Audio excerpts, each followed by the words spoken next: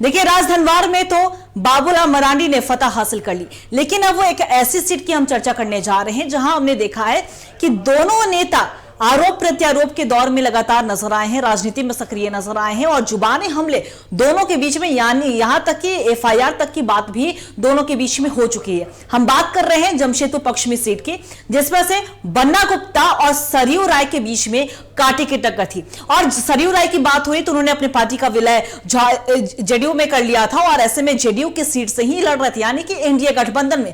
और एनडीए गठबंधन की सीट में वो सीट भी गई क्योंकि सरयू राय ने बन्ना गुप्ता को यहां पे हरा लिया है। बेहद दिलचस्प सीट था, बेहद ही रोमांचक मुकाबला, दोनों के बीच में आपसी जुबानी हमले होते रहते थे, लेकिन सरयू राय ने एक बार फिर से वहां से कहा जाए तो वहां पे जीत हासिल की। देखिए, हम तमाम मुद्दों पर बातचीत करेंगे, लेकिन फिलहाल सुरेश बैठा से भी हमारी खास बातचीत हुई है।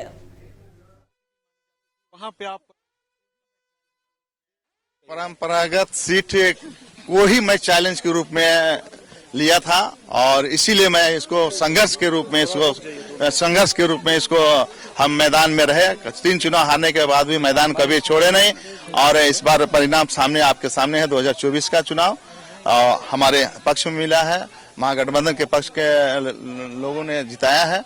तो मैं कांके विधानसभा के तमाम लोगों को मैं बहुत बहुत बधाई और आभार व्यक्त करता हूं कि मेरे संघर्ष के साथी बनकर मुझे चुनाव जिताने में साथ दिया। सुरेश जी, एक सवाल है, सुबह से उलटफेर की स्थिति बहुत बार देखने को मिल रही थी, क्या लग रहा था? देखिए, मुझे पूरा विश्वास था कि कांके की जनता जानती थी कि इस बार सुरेश बैठा को निकालना है हर हाल में, और इसके माता जी का भी बहुत बड़ा आशीर्वाद था और जनता के लोगों का मेरा रुझान। जब भी कहीं भी जाते थे देखते थे कि लोग हमारे साथ में काफी लोग जुड़ के जो काम करते थे। कांके में इस बार क्या फैक्टर रहा कि इंडिया अलायंस जो है यहाँ पे जीत हासिल करने में सफल रही?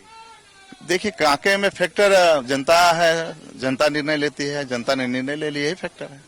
जी हाँ, बिल्कुल। हमारे तरफ से एक अंतिम सवाल है, क्योंकि जो परंपरागत सीट रही है वहां पे आपको भाजपा का जो परंपरागत सीट रही है वहां पे कभी कांके से भाजपा हारी नहीं थी, वहां पे आप चुनाव लड़ रहे हैं, लड़ने की तैयारी कर रहे थे, लगता था आपको कि कभी हम जीत हासिल कर पाएंगे?